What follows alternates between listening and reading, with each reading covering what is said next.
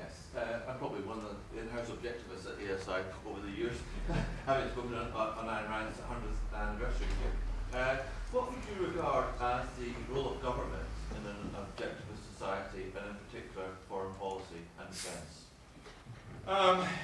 So I think the role of government is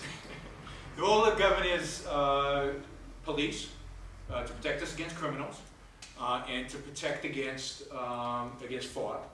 A judicial system, a judiciary that arbitrates disputes and of course prosecutes those who committed fraud and committed crimes. And a military that is protect us from foreign invasion, from terrorist attacks, from foreign violation of our property rights. And I think there's an open debate at which point violation of American, let's say we're talking about America, of America's property rights overseas would justify a military intervention. I think that's a debatable issue at what point that happens, but I certainly think there is a point at which massive confiscation by a foreign government of American property is justification enough for U.S. to use a military force in order to protect the individual rights of its citizens. So the overarching idea is the role of government is to protect individual rights.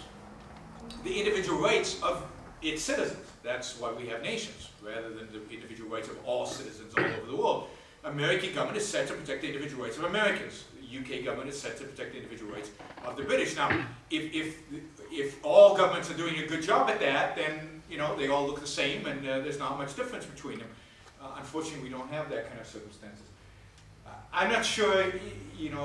I get a sense that you're asking more in terms of the foreign policy, but I think a government is set to protect its citizens. So if it's attacked, its job is to defeat the enemy as thoroughly, as quickly, with as few casualties to itself as possible, and then bring the troops home.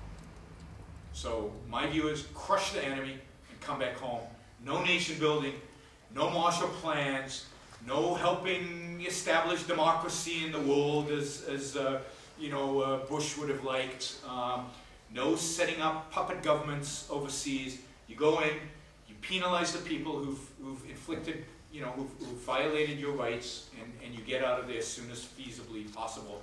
Again, the criteria for all those actions is, what is the action necessary to protect the individual rights of your citizens while minimizing the risk to your own citizens?